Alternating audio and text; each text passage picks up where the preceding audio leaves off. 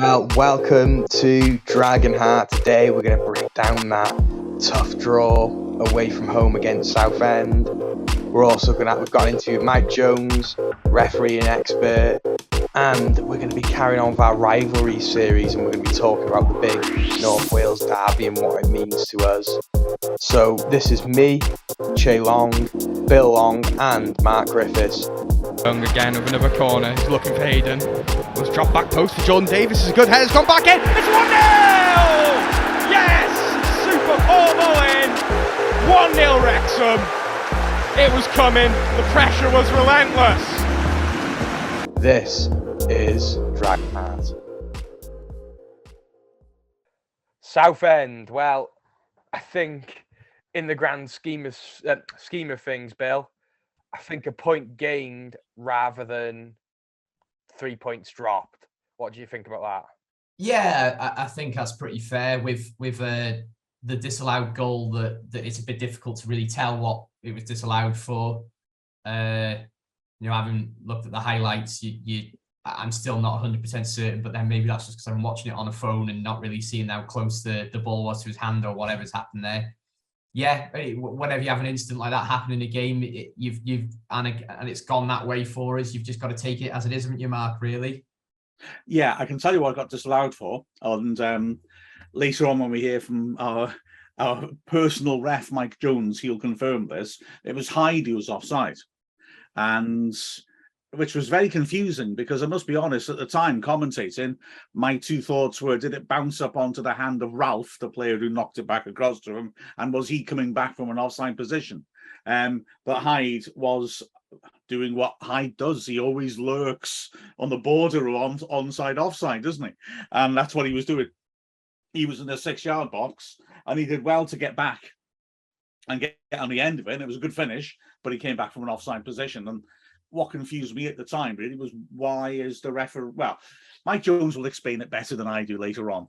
But my confusion was, why hasn't the flag just gone up and the ref said offside? Why did the ref give the goal, then go over to check details of the linesman? But yeah, Hyde was offside, and he was off. When you freeze it on the video, you can see that. But there were other chances they had as well. And we rode our luck a little bit, and I agree. I think a point gained. I don't think a bad point either. I know Southend are mid-table now. The finish higher than that, I don't think that's a bad result at all, especially when you look at some of the other results. Like, our 5-0 win at Dorking looks very tasty at the moment, doesn't it, after what they did to Notts County? Yeah, and I think good teams have a bit of luck as well. I think you can't come in and win 5-0 every single game of the week. It's for me, Southend are a side that are going to be there or thereabouts. From what I could see from the highlights and what I was hearing from the radio commentary, they're a very good side, aren't they? And I think they're going to be there or thereabouts in the playoffs. I think looking towards the end of the season, we're going to be looking at that game thinking, wow, yeah, that was a really important point, really, because I think all credit to Southend, Mark. They do have a good side, and I think Jake Hyde played pretty well as well. They played well at the second half of last season, didn't they? And they played really well at the racecourse. And their big issue has been that they lost Sam Dalby to us, but nonetheless, I think they are a good team, and they were very energetic. They put a lot of pressure on us, and they sustained it through the game. And we found it quite difficult to find our rhythm. We did on occasions, and we made chances. I mean, Palmer, that shot in the first half, I thought that was in. It's a wonderful save to deny him. But yeah, on the whole, I thought they did better than us. And in those circumstances, you dig in and you get a point, and it's okay. I thought, for me, one of the indications of how we played and how they did slightly better was that I made Young man of the match in my eyes. But it was different from the Luke Young we've seen playing so well this season. He was more of a defensive midfielder. I don't think by design. I think just because they were getting on top of us, and he was having to do a lot of really good hard work in his own half. I don't think that was our intention, but Young ended up having to do that work because we weren't getting up the pitch as much as we'd like to. Yeah, it did look the case, to be fair. Bill, was there any worrying signs, or are you quite happy really with the whole result going into the game against Torquay on Saturday? No, nothing too worrying for me. I think even some of the best teams that have won the elite leagues throughout history, they're not going to win every single game. Even like the Arsenal Invincibles, I know we're going way back there, but I know they didn't lose a game, but they certainly didn't win every game either, did they? In fact, they were quite famous for taking a lot of points rather than losing. So you've just got to take it on the chin. You go into an ex-football league club. The atmosphere on the radio sounded pretty decent. Or the commentary, the highlights even, because it was in that box, wasn't it? I think the press box, just to pull the curtain a little bit. Yeah, so it's one of those, isn't it? I think you can't expect to go to a team like Southend and come away with 3 points. Expect the way they're playing at the moment, it's fine. It's not really much I can add to it, really. Yeah, We're virtually top, aren't we? We're what Yeah. is it? 1 point off Chesterfield. If they hadn't scored late on, we would have been top. So yeah, this is okay. And I was looking at some of the other sides around us. They haven't played all that many tough matches. I know you could argue we've only played Chesterfield, but some of the teams are up near the top have really had quite easy starts of the season, and they'll have to face up to those fixtures sometime. Plus, they've all got to come to ours. So Yeah. So Mark, leading into the Torquay game on Saturday, would there be any changes to the starting 11 this time round? Do you think we need freshening up? That is a good question. I'm suspecting not necessarily. Didn't seem anyone really got knocks as such. And so, no, I suspect Parkinson, he hasn't seen enough to rip it all up. So we put it that way. But if you were Phil Parkinson yourself, would you personally change anything? Just to, don't we freshen things up passing from a physical point of view? I mean, from a tactical or from just a personnel point of view? No, I'm quite conservative. I think if I was a manager, I'd be fairly conservative. I've got to be honest. I think we're going well at the moment. Like you said, I don't think people are looking like they're tiring.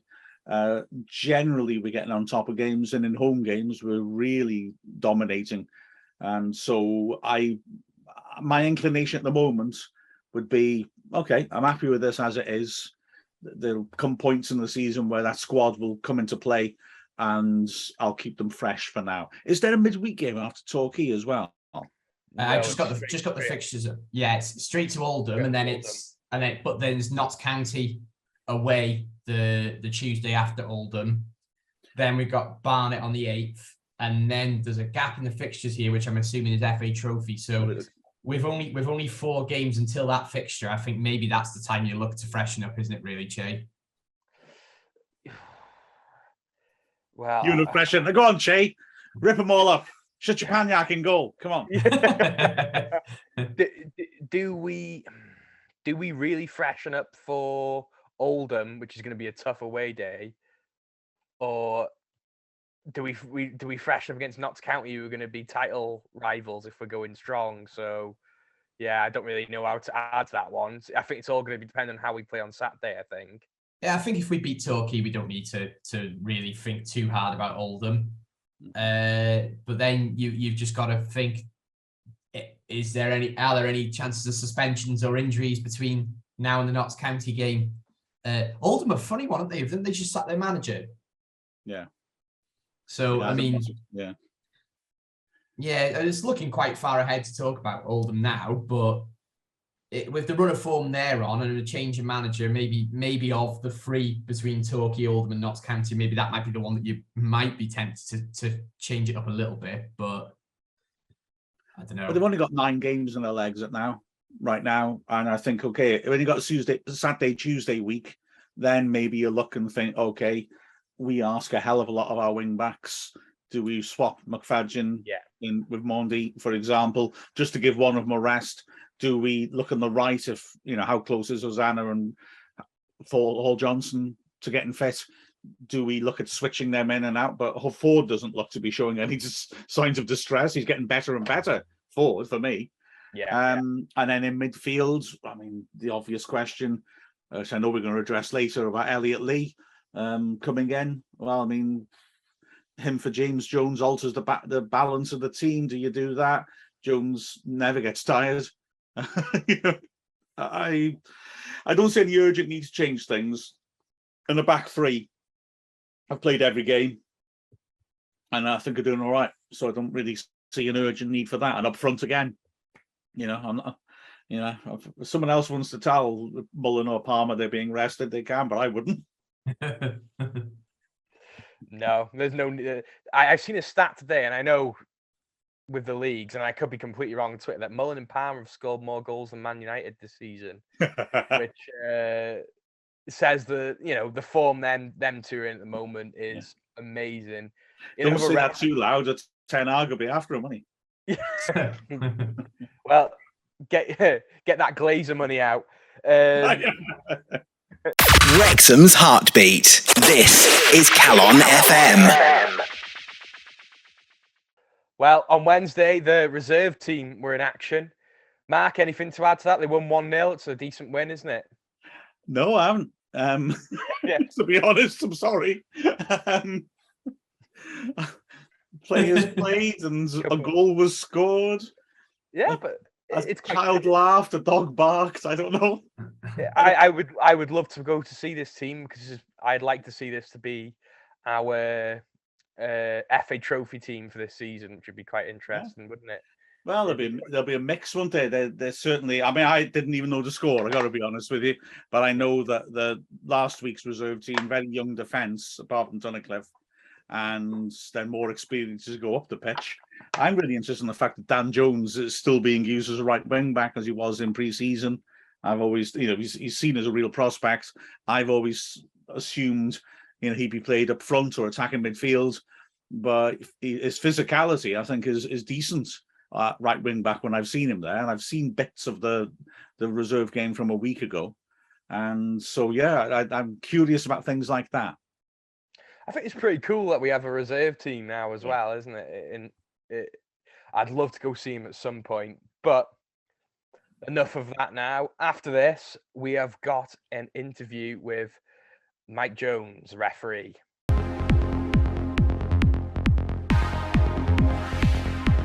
I'm Liam McClendon, and this is Dragonheart. Well, Mike, thank you so much for joining us. It's brilliant to hear from you, not least because I'm starting to gain a reputation as someone who is anti-referee. I refute this, but there's plenty of people who listen regularly who will say, no, you are actually harsh. So I think it's good to have a proper ref on who knows what they're talking about to actually slap me around a little bit. Well, to us, you're looking at the standard of refereeing in the conference. I can give you a bit anti-ref as well. Fair point. They do that. I think what we forget with the conference or the National League, is they are not football league referees. They've come up through grassroots, through whatever system, Northwest counties to Northern Premier League, to National League North, and so it's difficult for them when they're confronted, especially early on with professional football. Yeah, and as well, to be fair, I think there are plenty of performances that are good as well, and referees never get the credit when they do well, do they? No, that's the problem. Is like this season, I've been to all the home games and Chesterfield away, and I must admit the refereeing it's been okay. Mm. I'm glad to hear that, because that's my sort of gut feeling as well. Generally, actually, I think it's felt. I've been ranting less, should we put it that way? Yeah. And as well, let's be honest, the bias always comes into it, because, I mean, Southend were going mad about the referee on Saturday. I thought he had a very solid game. Yeah. When you think of anything I would object to. No, I was listening to your commentary. You're by yourself, so that's probably hard work as well, trying to keep up with everything. But I've looked on the highlights, and the Jake Hyde offside. In my view, Jake Hyde as the ball's played, he's in an offside position, but he runs across the line of the keeper, and then he comes back onside. So the only forget the handball, but the only thing I can see is the assistant has gone to the referee. When the ball was played, he was in an offside position, and the referee's turned around and go, well, actually, he was in the eye line of the goalkeeper. So he's interfered with the players, not necessarily the play, but So that's the offside offence. Yeah, I thought the one odd thing, although I'm one of those, I'm quite happy for officials to take their time to get the right. A lot of commentators, it sort of annoys me when they say, "Oh, a flag is late," or I don't care. Get it right. That's the job. I was slightly confused why they had to consult, because the ball came off Ralph eventually straight to. I wondered whether the linesman had to say, right, he's offside, but I'm not sure who it came off, possibly. And I think with that one, it's probably good team. If I was assessing that, I'd be querying it, and I'd probably put it down as good teamwork, where the assistant says, Jake Hyde, when that ball was played, Jake Hyde was in an offside position. And the referee has then gone, well, actually, he was in the line of the goalkeeper's sight. So you're telling me he was offside, and at that point was in the line of the goalkeeper's sight, or it was a distraction of the goalkeeper. So putting those two together makes it offside. So, and that's an instruction referees will give to assistants. We used to do it when we're doing games in Europe, is if you're not sure, put the flag up or hold your ground, and we'll have a chat. And it's like, you've got one piece of the jigsaw, I've got the other piece, put them together, and we'll make a decision. Not necessarily the right one, but we can make a decision based on the information and intelligence. Yeah. I mean, that's the other thing, isn't it? So many Wrexham examples come into my head to illustrate this now. Bad communication, an example I saw, for example, was Cheeslovich's ghost goal at Kidderminster, where, for me, Amy Fern was excellent in that game. Yeah. But when the ball, I mean, I was right behind it, and purely by luck, I could see it was a goal. Yeah. The linesman, I think, is perfectly. Look, I've refereed school matches. I've given a goal against my team because there were no nets, because I just couldn't tell if it went in or not. And the only time I only realised when one of my nice, polite defenders came up to me and said, "Sir, that went wide," and I was like, "Oops, well, I've given it in good faith." But I accept the linesman may well have been in the wrong spots. What bothered me about that in terms of teamwork is that the referee got chased around the pitch by Wrexham players for quite a long time before the fourth official finally drew her attention. Yeah. And this is not pre-headpieces either. And said, "Oh, I didn't go in," because he had the same view as me. I remember very clearly seeing the fourth standing there and the ball going in, over his shoulder. And you sort of think, hang on, couldn't you have said, "Get straight to me, I know what happens"? But, but they still got there in the end. Yeah. That delay, when you get it right, you get it right. Like I know with the fourth official, I don't know if the sets have changed, but when you were fourth official, you would have to press the ref and the assistants are mic'd up, and they've got like free communication. But the fourth official would have to press a button. So I don't know if they were struggling to get that button, and with the noise in the ear of the Wrexham players, missed the communication. That's quite possible, isn't it? I know that certainly Wrexham managers have had faith in that system, because the horse's mouth. But big part of why Dean Keats would be griping at the fourth official all the time is the belief that the ref can hear everything that he's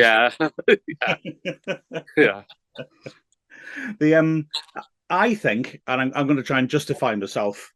I think I moan when it's more a matter of either game management or the very rare lack of understanding the rules. Is what irks me. I feel like honest decisions are honest decisions, and I've honestly never seen a football match where I'm thinking the ref's bent.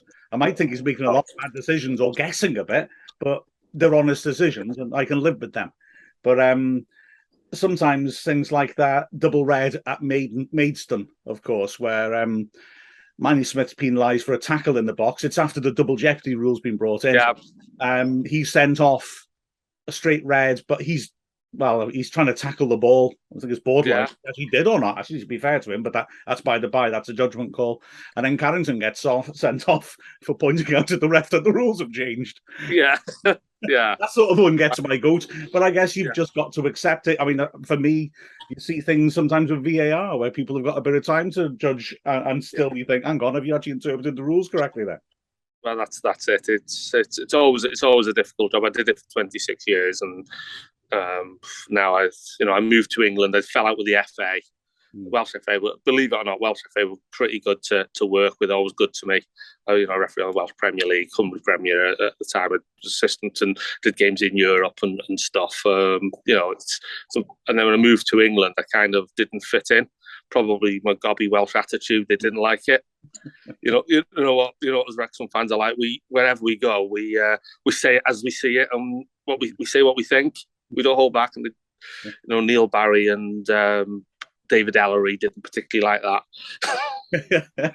Well, actually, I'm not going to ask you to say anything out of line, but David Ellery is someone who comes into my mind sometimes. I'm thinking the right person. David Ellery is he who was mic'd up for a documentary in the 90s, I think, and was lecturing his linesman beforehand that you don't put your flags up. I'm the referee. Yeah, I make the decisions. Now, I understand the idea of authority, but you sometimes see, like in our game, okay, not always, but some linesmen, you wonder if they've been doing the same thing when the ball goes out right in front of them from a tackle right in front of them, and they wait for the ref. Yeah. I find that slightly confusing in that context. That annoys me. I'll give you an example. A game I did on Saturday was this, observing Cheadle Town versus Sandbach. Cracking game, 4-3 to Cheadle. The assistant referee at that level, they're level 4 referees, so they'll run the line in the Northern Premier League as well. But the linesmen are basically people who just started refereeing, and this linesman said, this is only my second game on the line. So the referee briefs them. Well, in that case, don't worry about giving free kicks. Let the onus go on the referee to give you free kicks. But as you're going up the levels, there's an expectation where assistants need to get involved with it. I always look at, is it credible? Are they going to look right if they don't flag for that? And is the referee in a position where he's going to miss it, like a slight pull at the side of the handball in front of you where the referee's not going to see it? That's where you need to come in and stand up. But you're right, they tend to look at the referee, and that's why I think at conference we get a lot of inconsistency in a game as well. And I always say that in the commentary. I always think, because a number of times, obviously, fans are biased. Fans will want to crucify a ref when he's having a cracking game. And I love it when commentators say, both sides are angry with the ref. It probably means he's done well then, doesn't it? Because he's had to give them tough decisions correctly. Yeah. But the one thing that always sticks in my head is those shirt pulling ones. So often, if you're on one side of it, you're going to see the defender pulling the striker. If you're on the other side of it, you'll see the striker pulling the defender. And those are Dennis Bergkamp was the king of that. I always thought he was really good at pinning a centre back it in. Yeah, he'd make them grab hold of him because he was falling into it, and he'd be having a tug on the blind side or the linesman's side, and he'd get the penalty. Those sort of things are terribly tough, and you need that help, don't you? Really? Yeah. And as a referee, I always like it was easy when you referee on the Welsh Premier. Last season on there's 12 clubs in there, so you get to know the clubs, you get to know the players, you get to know the style of play, and I don't think the referees at our level will do the research on the players. I don't think when I go back to Wrexham, I go to the club shop a few times and speak to some of the players. I speak to Mullin the end of last season, and he was getting frustrated because he gets pulled and tugged around, and he's going to as a centre. He said he expects it, but what frustrates him and the other players is they'll go and tell the ref, "I'm being pulled, I'm being tugged." Whereas a good referee, and I used to do it, is I'd go and say, what am I missing? Where do you want me to stand to see what you're telling me? And 9 times out of 10, the players would just go, oh. So you knew they were trying it on. Yeah. But I think you've got to communicate with the players and ask the referee to stand tell him stand there and you'll see what's going on. They said, but the problem is the referee are arrogant. They say, no. If you want to referee the game, here's the whistle. I get that to a point, but I would like John Lloyd. You probably know John because he looks after the match officials. He was a great referee. One thing I learned off him was if you're getting something wrong, the players will tell you. The quiet players will come and tell you quietly. And they're the things that, as a referee, you look out for on a pitch. And this is where it's important to know your players. Our team we got at the moment, the likes of Palmer and Young, Will and the ones who are going to get in the face of the referee. But someone like McFadden goes up to the referee and goes, come on, ref, what are you doing? He's missing something. It's like Hosanna goes up to the referee and goes, listen, ref, you're missing something politely. There's something afoot. Yeah, something like it wasn't me who elbowed that guy in the face. It was Paul. Yeah, yeah. Which is always, again, the media don't help or in the sense that I'll hold my hands up on that game. I didn't have a clue what was going on. The floodlight's quite dark. No, it was on the welcome to Wrexham. I was like, yeah. And it's quite funny. All I can say is, because that's just been on Welcome to Wrexham, and they've got the commentary on it, and they have really edited that really nicely to miss out all the bits where I'm saying, well, I think he showed a red card there. We haven't got a clue what's going on. I assessed the referee well. I can't remember what it was the other week. It was a midweek game somewhere. It was at West Didsbury and Charlton. Sorry, I'm name dropping now. I tell you what, if you ever fancy a game in the Manchester area, West Didsbury's one of the best. They get crowds of like 600, and they've got some cracking chants there as well. But I said to the referee, use fluorescent cards under floodlights. That's what I used to do. I used to use fluorescents under floodlights. Well, I got them supplied anyway, but select you can't. But even that fine detail, it shows you're thinking about the game. You've prepared. That's such a good point, because a number of times in night games, I'm sort of I'm calling a red card more off the crowd reaction than what I've seen, because I've seen he's shown a card. And I can't quite work out which one. And it's usually the reaction of the players in the crowd that tell you what to do. That is fascinating. So when you're assessing, I mean, if you're seeing, obviously you're seeing a good performance by a referee, that's it. Life is sweet. If you're seeing a performance that isn't so good, I guess you have to be part of a process of feeding that back and helping them to improve. And that's it. It's about development. We all get things wrong. It's finding out why they got it wrong. It's okay. It's like a couple of weeks ago, the referee of the game, he missed an elbow. Player come up, elbowed him. Everyone was going up, and I thought, and he missed. He didn't send the lad off. And it just turned out it was just something to do with his positioning. He was a new referee at that level. Never really worked with liners properly before. So it's a case of, why have you got it wrong? And I had one couple of, again, it was sort of last season, missed the 2-footed challenge. And he said, my head went, he just honestly said, there was a lot going on. There was a lot going on in the game. It was a Cheshire League game. And I don't like going too low down with assessing, because it's like doing Welsh National League games, like a similar competitor, like a roast pen, a Kai game. Blood, snot, and everything. And he said that he lost concentration. He lost one moment of concentration and just lost it for the game. And it's a case of picking him back up. You've got to mark him. Our marking system is, I'll send you a copy of a couple of reports if you want, just of what I've done, so you can get the marking system on the National League's different to what I use. We mark competencies out of 7. Out of 10, sorry, so 7's at the standard, and then 7.5, and you move up, and it creates a mark out of 100. Whereas on the National League, the last time I saw it is they get a difficulty rating, and it's if they've had it's a straightforward game, it's 8.4, and if they've missed an obvious mistake, they get 7.9. So, but again, the referees sometimes will referee to the assessor and for the marks. Also, I mean, in a game at a lower level, there's no way to go back on it. Is there an issue of, did I see that right? Or, if you say you missed an elbow there, and the ref says that definitely wasn't an elbow, I was closer than you. It's a diplomatic job in that sense. And that's what I do, is that sometimes the advantage is like Cheadle on Saturdays, they've got a massive stand, you get a great view of it. Some of these games you go to, it's like Gresford Athletic. Yeah. You walk around, and sometimes you're at the far end of the pitch. So what I look at is, was the referee in a good position? Did he give it confidently? Did he sell it to the players? And then I look at the players' reactions, and then that gives you an idea of, is there any development needed there, or do you need? Is it a big strong pat on the back? Well done.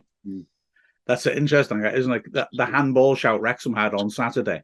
Yeah. The players, I try to look at players' reactions as much as I can. You can see a fake one, or one where one guy is making an appeal and the others are joining in. or most tellingly, when nobody joins in. Yeah. But the handball one was a weird one because they all went up straight away spontaneously, and they all stopped. Yeah, they stopped expecting it, and that's what let Southend in a way. Yeah, because they all stopped, and they're all like, "Well, are we getting that or not?" And then Southend went, "We're carrying on." Yeah. Well, I have to be honest. From the one angle that we got, I just tried to zoom in on the highlights and slow it down, and it doesn't look like a handball to me. I've got to be honest. So, oh well, but nonetheless, it's a tough job, isn't it? Now, you had a link with Dean Saunders as well, which I'm absolutely fascinated about. Yeah, it was quite funny because how that came about was, like I said, referee on the Welsh Premier League, and I've done European games. I've even refereed a game in the League of Ireland on the exchange programme, which was really funny. You know Geraint Parrott. We all know Geraint from the club, don't we? If you're not a fan if you don't know Geraint. Because I was refereeing, I did quite a lot with the club anyway. But they were under the impression, because when they got into the National League, they got told funny enough, by an English referee who's now on the Football League, that they can only have English match officials and not to use Welsh officials. So I looked into this, and it was incorrect because I was not at the time as a level 1 referee in Wales. So I was at the top of the pyramid. You could. So I went together. I went, listen, you're forking out 100, and these referees are coming down and doing the behind closed doors practice games. So you're forking out £80 a referee and expenses, 250 quid a game for these practice games. Me and a few mates will do it if you let us in the games for free. And he went, so that's what we used to do. So I used to referee all their practice games and their friendlies for free, and just go in through the players' entrance and sit with where the players sit, or just sit in the stand. And it was a good deal for me because I was watching the team I support for free, and I was getting involved. So this was when Brian Little was manager. So Dean Saunders takes over, and he loves it. He's got this. He thinks I'm his personal referee. And a couple of things with Dean. One that stands out was I was laughing. I'd been refereeing a local game up at I remember it vividly. I was refereeing at Roche, and it was 1:30 kickoff. Wrexham were playing Ebbsfleet in the FA Trophy. I think it was whatever round it was. Yeah. And I get there just on half time. I walk in. Dean said, "I'm glad I've been looking for you. Where are you?"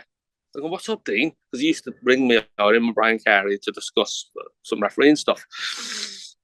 He goes, "I think it was the lino's gone down. We need you. Get on there." So I go to the referee's room. I said, "I'm here. I'm a referee. I've actually got my kit in the car outside."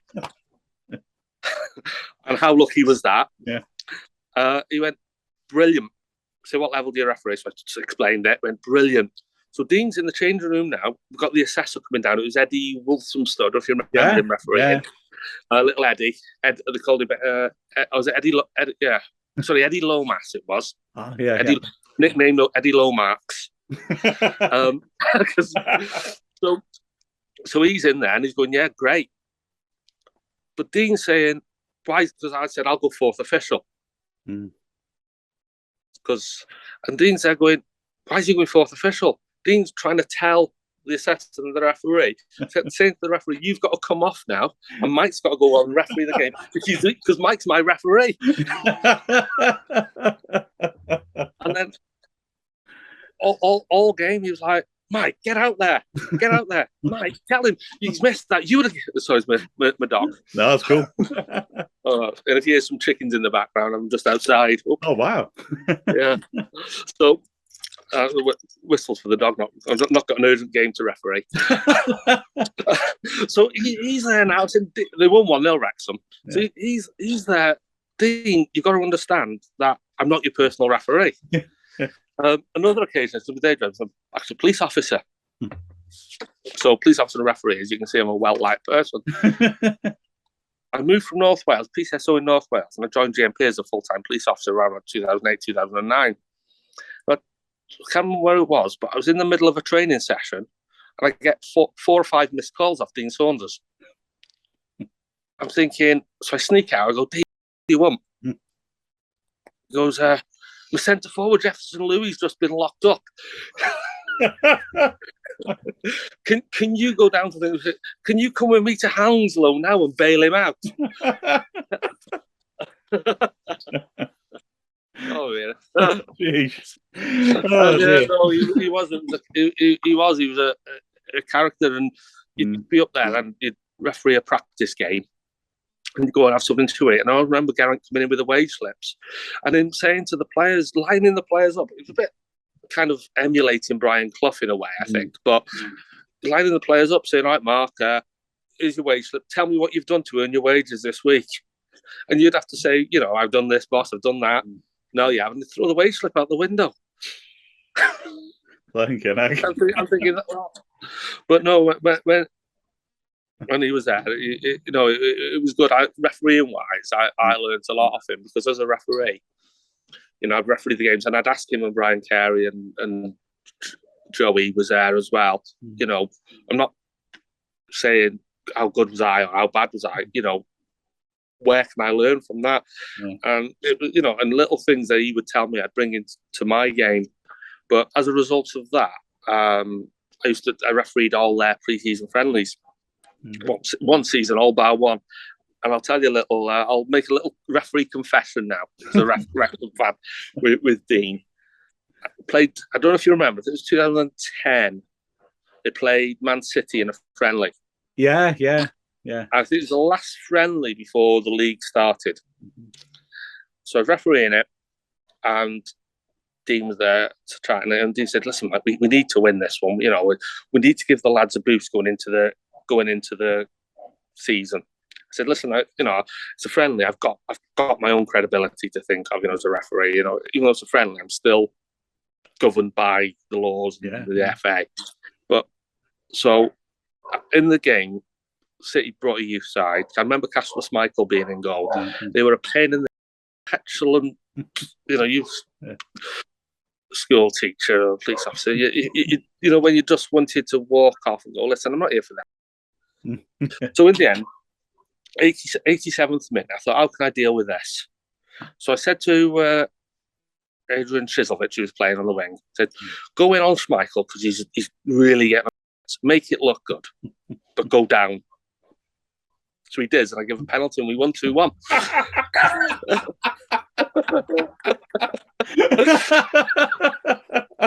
Beautiful. So, of course, Casper Schmeichel's now going off his. And I can't remember who was with City at the time, so I'm laughing to myself. I said to him, "I'm just laughing to myself coming off now." And I'm thinking, I've just stitched you all up now. And Dean's like, "Nice one, Mike, nice one, you know, good, you know." So and to be fair to Casper, I got him in the referee's changing room. I can't remember who was on the line for it. Anyway, with whoever the manager was or the coach, went, "Listen, Casper, I know it was a 50-50 penalty. I know. But what you got to look at, I'm a Wrexham fan. I'm refereeing these games for free because the club's financially struggling or they need the money. All of us were doing it for free, giving our time up. I'm a Wrexham fan. We're playing City. We beat you 2-1. That's going to put a few hundred on the game, first home game of the season. So I've done it for a football reason." And he had it in a way. Yeah. Because I think I mentioned before, because I was explaining to him, when I was coming back from the Faroe Islands in 1997, Peter Schmeichel was on the same flight as me. And it was the time the back pass law rules changed. I was sitting on the plane next to Schmeichel, trying to explain this new back pass law to him, which was entertaining. Well, you find that. I mean, I got to confess, I remember I won't say who, but explaining to two Wrexham centre-backs that you can't go through the man to play the ball. This is a fair while ago, but certainly not straight after that rule. That rule had been in for a couple of years, and they were confused. I think a player from the other side had been sent off, and they were saying, but he got to the ball. And I had to explain to them both, but he went straight through the man to get to the ball. Yeah, that's it, yeah. It's a foul.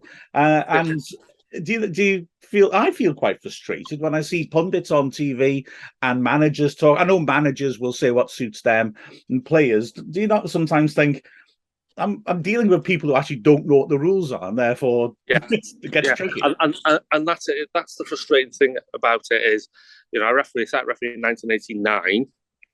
I always remember the first game, Weston Bradley versus Coyote Gurley on Bradley Park number 3, and I lived right by that pitch as well because I lived on the Park Wall Estate, down by Alan Waters there. And you passed an exam, and then you go to meetings and you keep refreshing your knowledge, and I've got that like finite detail of the laws of the game where know the obscurities, but the players and commentators, not so much yourself, but on the telly, they don't know the law, so they'll say something, and then all of a sudden, that's the law. It's like this 30 seconds for a booking, added time. You've got to add 30 seconds for booking it. That's not in the laws. That's come from nowhere. It's because somebody somewhere has said, "Oh yeah, they'll add 30 seconds on for a booking," and then everyone thinks, "Right, we had 6 bookings. Why are we only playing 2 minutes added time?" Yeah. And as well, I mean, it seems to me that different competitions, say the Premier League or maybe not IFAB, but they'll give sort of guidances without changing the rules, almost like the suggestion this season that in the Premier League let games flow more. And I'm not a big fan of that. I sort of feel like if a player decides to go in and chop somebody, it's in his hands, not the refs. And when you're saying let more things flow, well, that means you're sort of telling referees, well, if you think it's a foul, don't give it. You still think it's a foul. And the same with VAR, that this whole, the idea of clear and obvious. So I do get that in concept, but I think it's very hard for a ref in a VAR booth looking at something thinking, well, that is a penalty, actually, but I'm going to tell him it's not because I've got to make this vague judgment on how clear or obvious it is. I find that referees put in very tricky situations like that. Yeah, and if you ever go to a referees meeting, I think North East Wales referees meeting, they meet at Brumbo Creek now. But I'm sure that I don't know who's in charge, but I'm sure they'll welcome you, somebody like yourself along. You go and they'll put a video up of incidents, and you'll get a 50-50 split down the room. When you go to like sort of referees meetings nationally, and you get a 50-50 split down the room of referees. So that then is going to transcend onto a football pitch. And then when you don't... Sorry, go on. Sorry, You got me on one of my bugbears. Go on, you carry on. And then you've got the players, the officials, and not the officials, players and the managers and the spectators who don't particularly know the laws. They're getting wrong information. And then that's it's very harsh. And as well, one of the reasons I must admit, I'm not saying VAR shouldn't be in. I think it has to be now. The genie's out of the bottle. But there are some areas of it that I think it doesn't, replaying an incident doesn't fit the rules, Cricket, it works beautifully because you are, or tennis, it's matters of fact. It's matters of where did the ball hit something. Whereas in football, what is acceptable force? What is, how do you gauge a shirt tug having an effect on a player or not, for example? I mean, it's, and especially, I do sometimes, it certainly looks like referees go to the screen and are shown a stealth picture.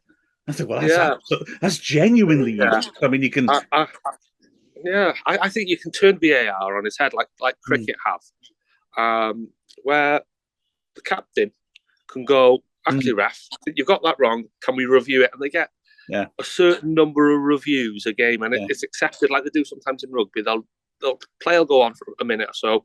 They'll review it and go, actually, no, we'll start back to and then you put, like in cricket, you put in the onus then on the players to understand the laws of the game a bit better.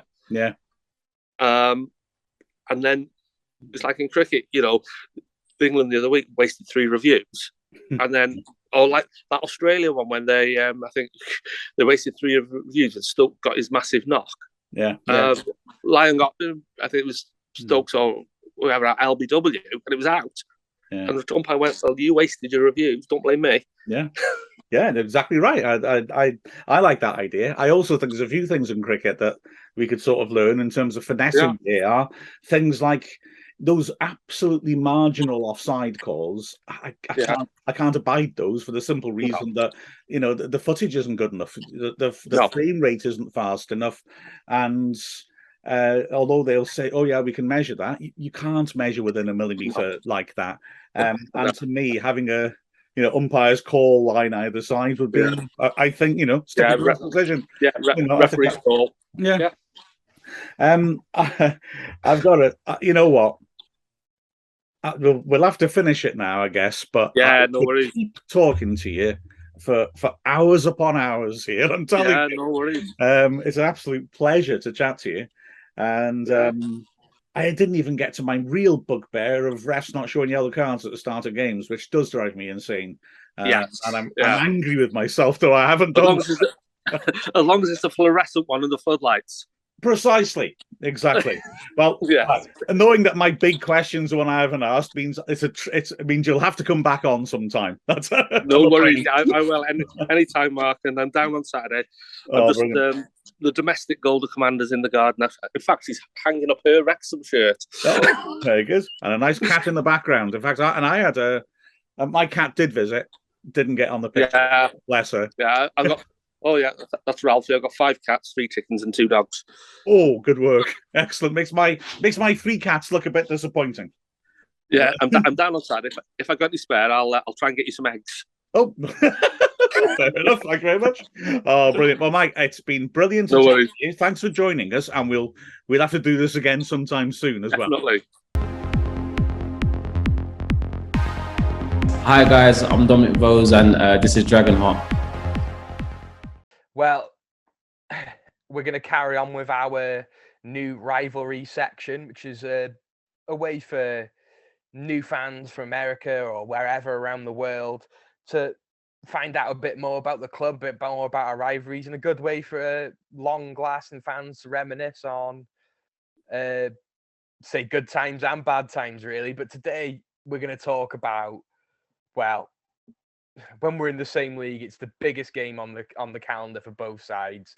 It's the big cross-border derby, the North Wales derby, whatever you want to call it. Wrexham v Chester. When we're in the same league, Bill, even when we're in League Two, when we played each other in the conference, it's probably the biggest, most hyped up game in the league, really. Yeah, I think it's one of those that everybody in Wrexham is aware of when that game's on, regardless of whether you hate football or love football or whatever your opinion on the game is. You all know. Just to sort of we'll get onto the football in a minute, but just to talk about like the rivalry between the two teams. It's a strange one in a lot of ways, but to put a bit of context, I remember when I was 16, I was working in a shoe shop in town, and I worked on Sundays, and the matches were moved to Sundays to stop, to try and prevent the violence that may or may not occur afterwards. And I managed to book it off, but the shop was closed anyway. I mean, people were working inside, they were setting things up, but the whole of town was closed to stop any potential fighting going on and, shops being broken into or whatever. That was I think that game was the first time that we played each other in years, because we'd gone down to League Two and they'd come up from the conference. And I think it's maybe the first time within my sort of recollection where Wrexham and Chester played at home in the league, and it was just the atmosphere was just unreal. Mark, you're a bit more eloquent than me. How would you describe Wrexham and Chester as a rivalry, a footballing rivalry? I will defer to someone more eloquent than me. And W.B. Yeats described Ireland as a terrible beauty. And I think I'd probably describe it as that. It's scary playing Chester. Well, it's scary in that you don't feel totally safe, but it's also scary in the sense that you just do not want to lose. It's exciting because if you do beat them, it's the sweetest thing. And you're quite right. Chester could be very poor. Doesn't matter. Batter them. We could be poor. Yeah, but if we beat them, it does boost our season a bit. And I think part of it as well is the fact that I really struggle to think of derbies, proper ferocious derbies, that are played across a border. I'm not saying it's not it's the only one in the world. Strictly speaking, you could say Monaco's games are, but I've been to a Monaco home game. There is no atmosphere unless the away fans bring it. I do accept for American listeners, they might argue about Cascadia in Vancouver coming over the border, and that's a fair comment. And I've seen the atmosphere of games up there as well, so I respect that. But the Wrexham rivalry with Chester goes back into the 1880s and is a cross-border tiff. As anyone who saw the Welcome to Wrexham introduction to Welsh culture, we are in a way identified by not being English.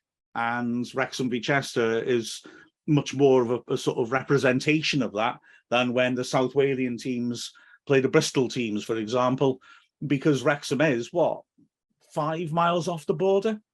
Chester's just about the same on the other side, tiny bit more. 12 miles between us. 20 minutes in a car between the grounds, plus that almost international sense. I think that gives it a bit of extra spice, doesn't it? And I think, you look at Wrexham as a town, maybe until quite recently, till Rob and Ryan have actually taken over, and you look at Chester as a city, it's two different stories, isn't it? Chester is a beautiful place to visit. In all fairness, there's a lot of people with a lot of money in Chester. A lot of people from Merseyside come down for their nights out. Chester's a lovely place to visit. It's a nice night out. There's a lot of beautiful history in Chester as well. And you go to Wrexham, which is a blue collar, hard working, no frills town, isn't it? In many ways. So for me, as fans, I'd see it as it was like, maybe not so much this day and age, but now. It was like the working class versus a town with a city with a lot of class. It was, Wrexham Chester is very us and them, isn't it, Bill? Even though we're only 10 miles apart, we have different accents. There's a big difference in culture between two clubs, and a lot of similarities as well up until quite recently too, which we'll divulge into later. Yeah, there was I can't remember the magazine, I think it was 442, but they did a fantastic article sort of following fans from Wrexham and Chester years ago. So if you wanted to read about what that rivalry was more like, say, 10, 15 years ago in terms of the atmosphere of when Wrexham was a little bit more down on its luck in terms of the town, I think you could argue that there's a little bit of rejuvenation going on in Wrexham compared to then. And Chester, like you say, is a very nice city. But there was a bit more of a stark contrast between the two places back then, and that article really sort of highlights it. But in terms of what it's like now, it's a very strange derby in some ways. Chester is an English city completely. The ground's located in Wales, though, which makes it really interesting. That if you go on Google Maps and you find Chester's ground, it's mostly in Flintshire. Just literally on the border. Some of the grounds in England, some of the grounds in Wales. And if you went to a Chester match and asked their fans whether they were Welsh or English, though, I don't think you'd get many that would say that they were Welsh. So it's that aspect of it adds a little bit of just a bit of humour, if nothing else. Don't you think that just sums up the importance of symbolism with football fans, and also, frankly, as football mirrors society, the importance of symbolism with people? I mean, their ground's on the border. Oh, so Wrexham fans can't stop telling them their ground's in Wales. Other clubs will make fun of Chester by singing "You're just a small team from Wales" because they know it gets under their skin. It's just that classic thing of winding up the neighbour, and that sort of thing is important to people, even if it's trivial. Just the sort of the narkiness you can get going with them. It's also that, like Chay alluded to, very similar histories between the clubs in recent years, because both of them went very close to going out of business at the hands of owners who, I don't want to say anything that'll get us sued, but certainly owners who were not did not have the best interest of the clubs at heart, and the situations we got into were very similar. But even that, in the end, becomes a point of pride or a point to attack, because Wrexham in the mid-80s, very nearly went out of business, but the fans rallied together and managed to keep it going. That was just because we were in the Depression, or sort of semi-depression. The 80s were tough in Britain. Then we had our ownership problems in the middle of the 2000s, and we could easily have gone under, and the fans rallied amazingly. And then we could have gone under again about 5 or 6 years later. And again, the fans rallied enormously. And with Chester, they didn't save the club. The club went out of business and then became what we call the Phoenix Club. So they started divisions down. They managed, fortunately, to keep the ground, which was good. But they had to, basically, the club stopped existing and they had to start again at a lower level with the fans running it. And although I've got to say, from my point of view, the Chester fans did the right thing, because these are totally different situations. Chester was so fundamentally damaged as a business, it wasn't really savable. But that becomes that symbolic thing for Wrexham fans, doesn't it? Of, you let your club die. We didn't. We fought it. It is very true that we fought it, and it's brilliant that we did. But I think, to be fair to Chester, we would have gone the same way in 2004-05, were it not for a mistake made by the owner, which is covered in Welcome to Wrexham.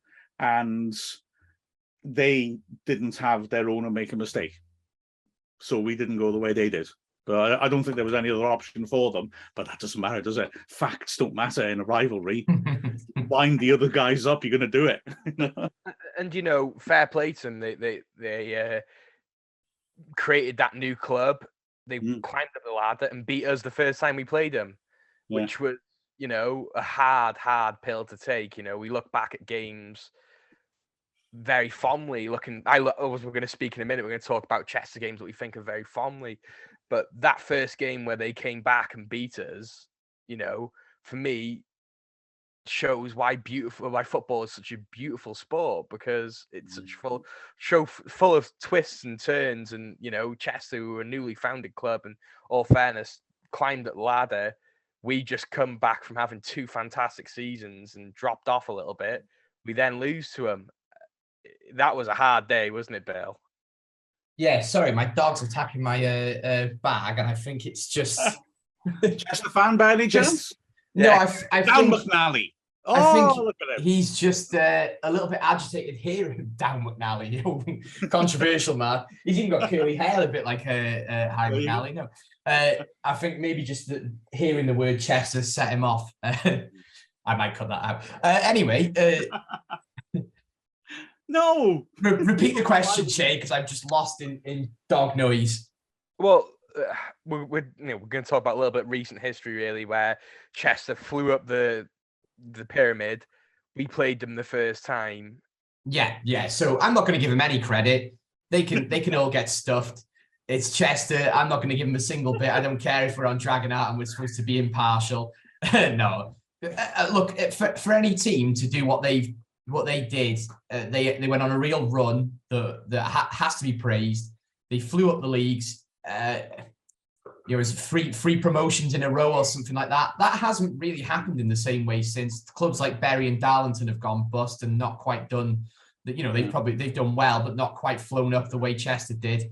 They did have a real momentum behind them, and I think fan ownership was something that both clubs really benefited from. But obviously they did as well, and I think there's just something about football that when a team has gone through the things that we've gone through and then get a bit of success, it just really adds something to those rivalry games. I think if we were to go up and play Shrewsbury or Crewe or some of the other teams that we're going to talk about in the future, I wouldn't want to be the fans of those teams, because we're going to be coming with the momentum. And that's what happened with Chester in those first couple of games. And then eventually, after almost like the novelty of the game worn off, we started taking control again, didn't we? Well, I agree. I think they deserve praise for the fact that in recent years, and since they've reformed, they've had some really memorable victories, which sort of illustrates one of the cliches about derby matches, which is that league form doesn't matter. So Wrexham have been finishing higher than them in the leagues, and yet they have often got quite shocking results against us. Last-minute winners 2 seasons in a row at Chester. They had that 2-0 win at ours, where both their one goal was scored by an ex-Wrexham player, the other by a future Wrexham player. And yeah, they've had these spectacular results. But then I was looking at the runs of results in history, and there's 3 consecutive ones that really stand out for me. Although the consecutive, they do have a bit of a gap between them.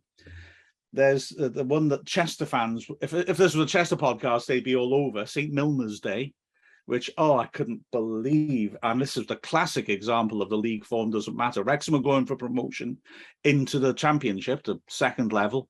We had Gary Bennett, ex-Chester player, just to make it even better, who couldn't stop scoring. He'd end that season top scorer in the whole country, nearly 50 goals against Chester, who had collapsed from the very start of the season and were virtually relegated already, even though it was February. They really were way adrift. And Elder Wrexham fan, the anticipation at the racecourse, you couldn't believe it. People for days and days going on, God, we're going to put 6 past them. We're going to put 7 past them. We get a penalty. Gary Bennett takes it. Gary Bennett, amazing taker of penalties, misses it, of course. But he does get another penalty and scores that. And we're looking comfortable. They start to lose their heads. 2 of their players get sent off. It's 2-1 to us.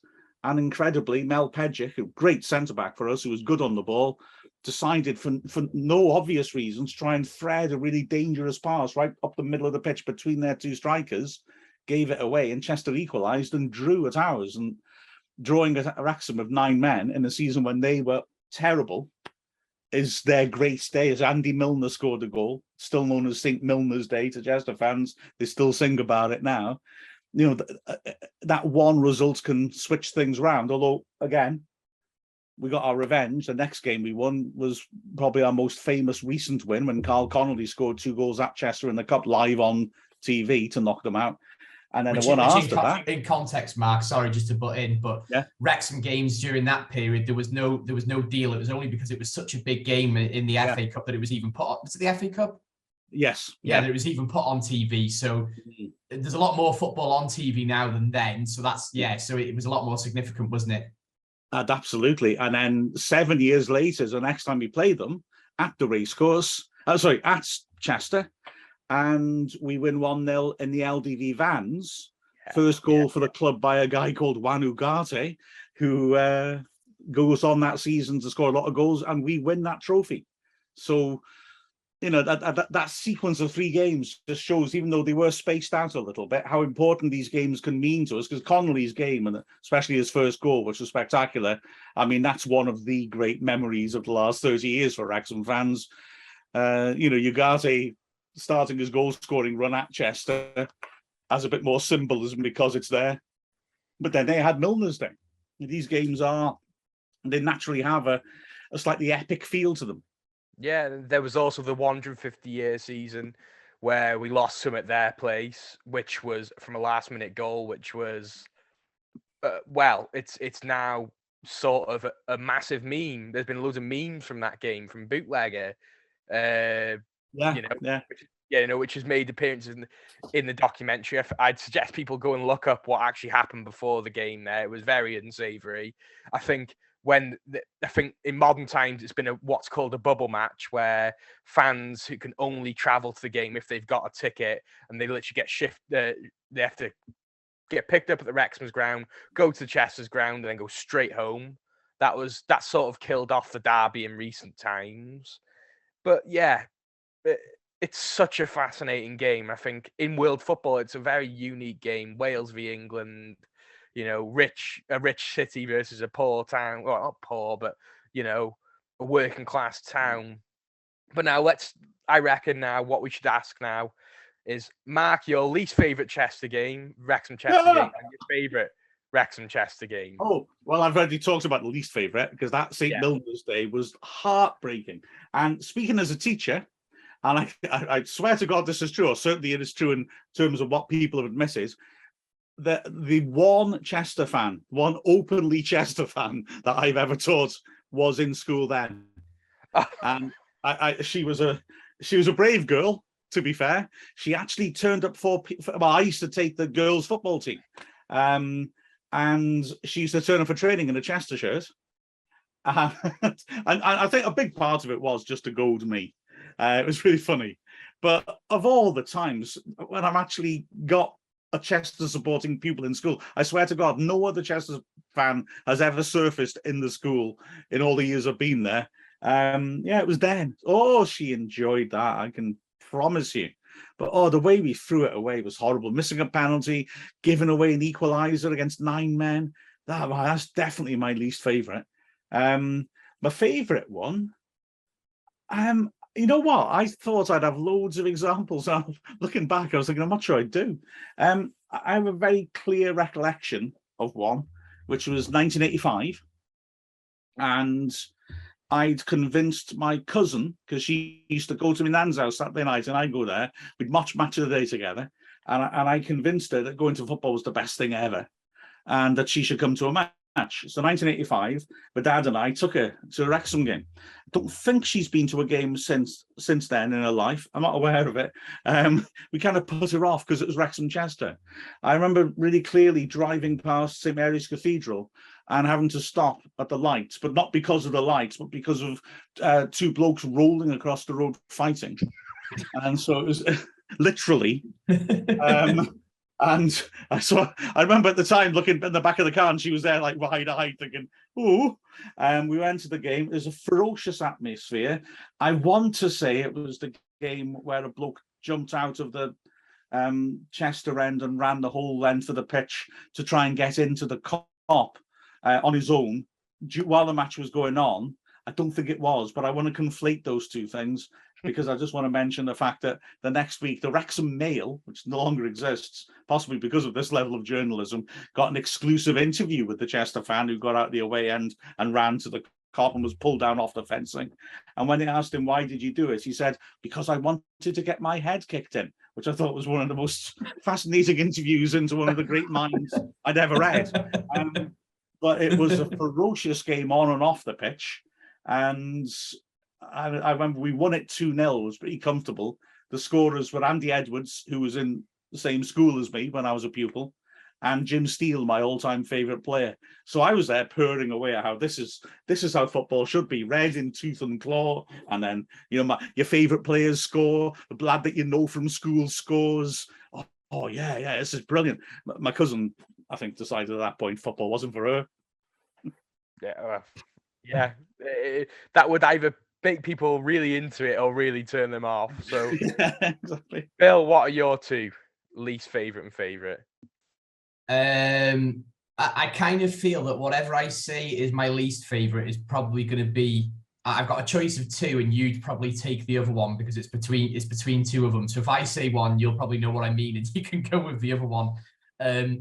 It's kind of weird because even though I'm a bit old and Chay Long, I'm 33, and Wrexham have played Chester a little bit during that time.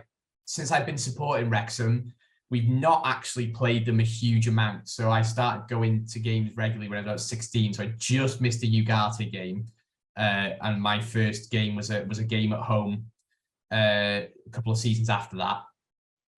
Least favourite is probably the game that you mentioned, Chay, when the famous bootlegger meme. Season when we went to theirs, we went 1-0 up very early. The atmosphere was absolutely ferocious. And I must stress, it was a very small minority, but some of their fans sung some pretty disgusting songs during a minute's silence. And it was about a local fan who passed away, and it was just completely unnecessary. So that soured the atmosphere. They went and got 2 goals, and one of them being in the last 2 or 3 minutes to go and win. Not only was it horrible because of the fact that we'd lost to a last-minute goal when we'd gone up, the whole everything around it was just awful. So that wasn't a particularly good memory of playing Chester. And then my favourite game is probably a couple of seasons after that when we beat them 3-0. And I don't think there was anything necessarily significant about the game. We were probably favourites. We were playing some good football at the time, but. You'll be able to correct me, Mark. Rob Evans scored 1 and assisted 1, didn't he? I think. Yeah. And Rob Evans, for those you don't know, was a local lad who'd come through the youth system and was Wrexham through and through. So for him to have a significant part in beating them was great. And I think just because I wasn't overly nervous about that game, but beating them 3-0 just felt really cathartic. And it felt like we would not only due beating them, because we had beaten them the season previous, but we were really due giving them a thrashing, weren't we, Chay? Yeah, was that the one where their fan recorded us score? Did we score a penalty that game? Yes. Yeah, it was the first goal was a penalty, wasn't it? Caden Jackson. And their fans recorded, one of their fans recorded, and the Wrexham fans were just going absolutely berserk. And I need to find that video somewhere because that was really cool at the time. Yeah. Yeah. So I'll go on to my favourite. My least favourite first. I would say the 150 year, but I just for argument's sake, the year they went up for the first time, we had such a, 2 seasons before that we had the 98-point season. The season before that we had the FA Trophy, and we were coming into this new season with a big hangover, weren't we? That year, Mark, would you agree? Of recruitment wasn't quite right. Well, that was the Gary Mills season, wasn't it? No, that was the Andy Morel season. The graph shirt. Okay. Yes. Yeah, it was the season Andy Morel got sacked, I believe. Right. I think it might not be, but I could be wrong. No, it was quite earlier in the season. It was when Junior and Tame was playing, and he was really like. Oh, yeah, this is the home game. Yeah. Yeah, the home game. Yeah. I got you.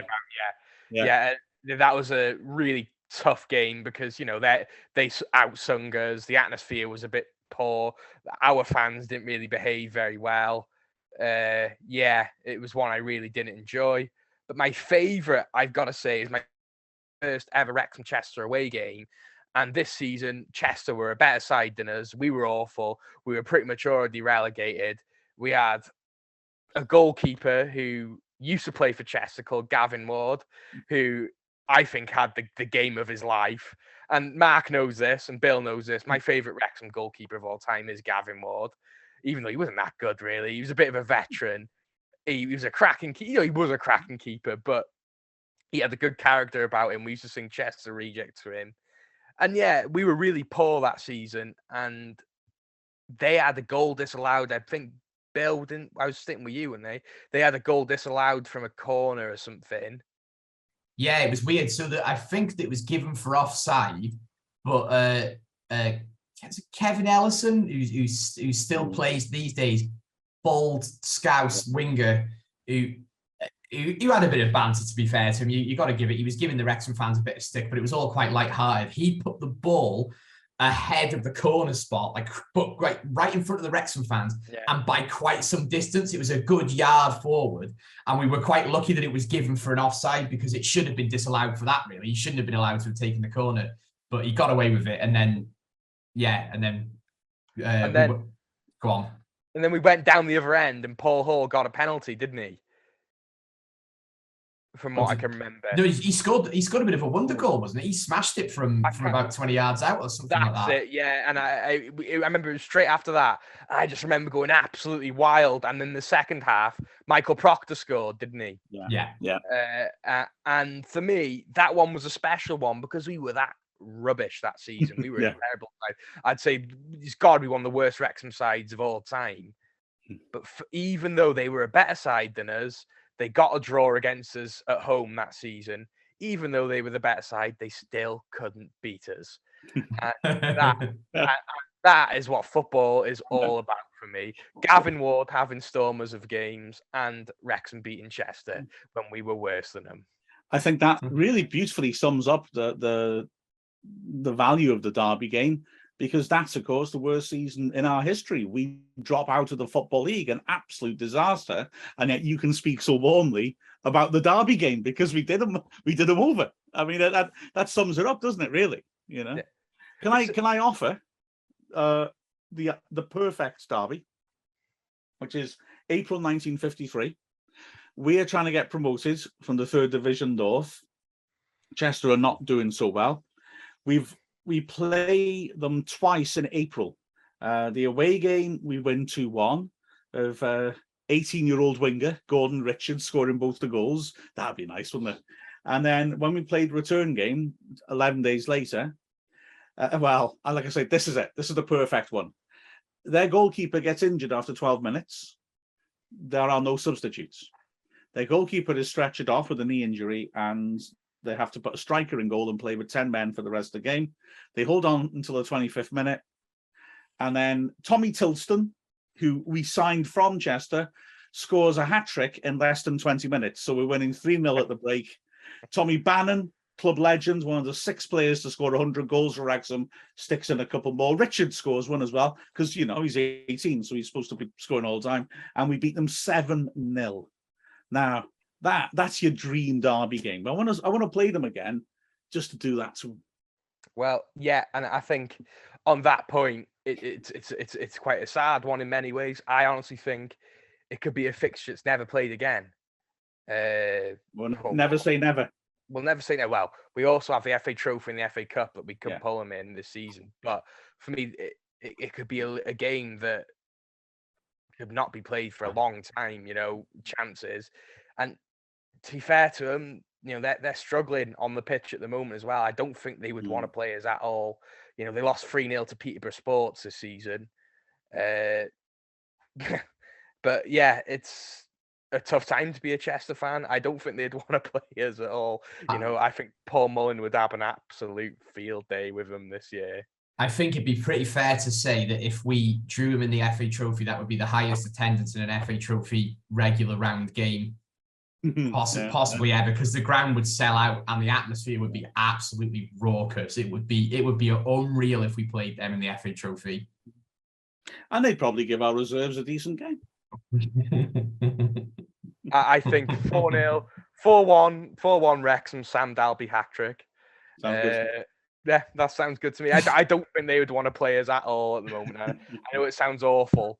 I know derby games are very much different, but this Wrexham side is such a killer Wrexham side, and at this moment, this Chester side is not a good Chester side at all. So, come on, FA Trophy, let's pull them together. Come on, one last FA Trophy rah would be. You might regret that, mate. Be careful what you wish for. If they knock us out of the FA Trophy when we're in the situation we're in right now, we'd never hear it.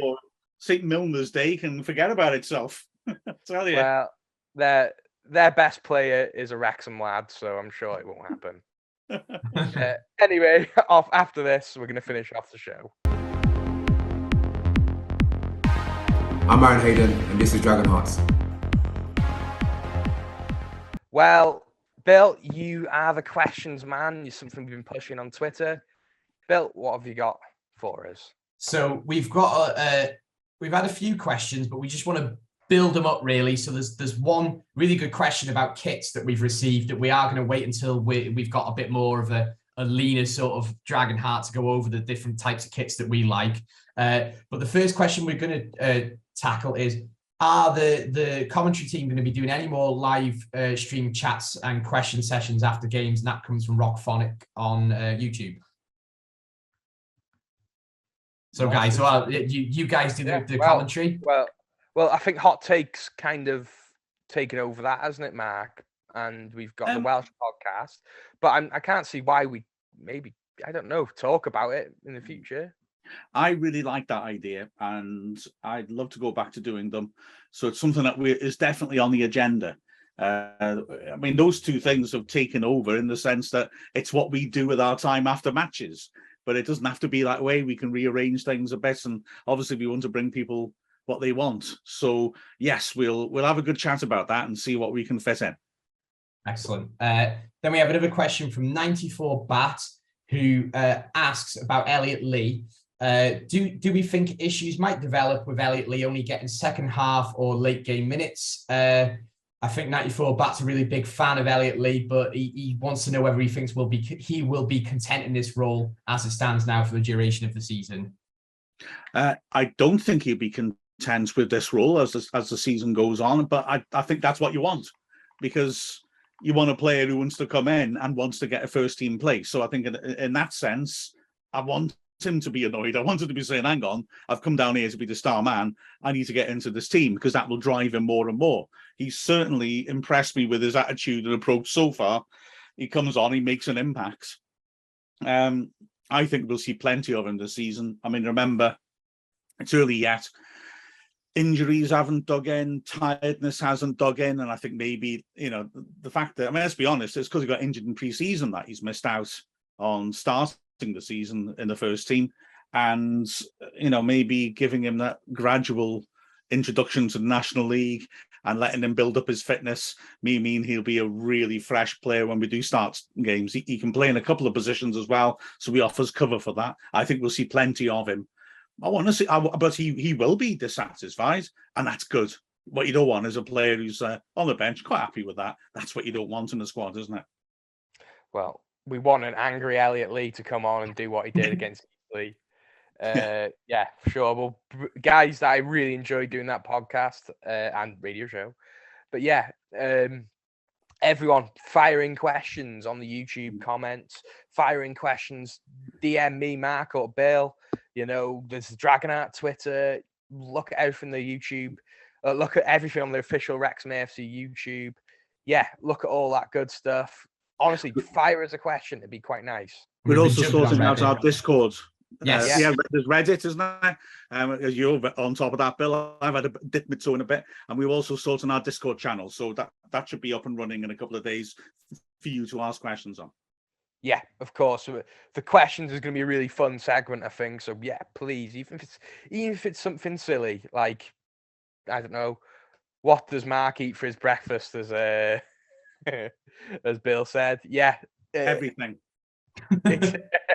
But yeah, please follow us on everything. Keep in tune, keep listening, keep the fan engagement. We've really enjoyed it so far. But yeah, thanks everyone. This has been Dragonheart. Adios.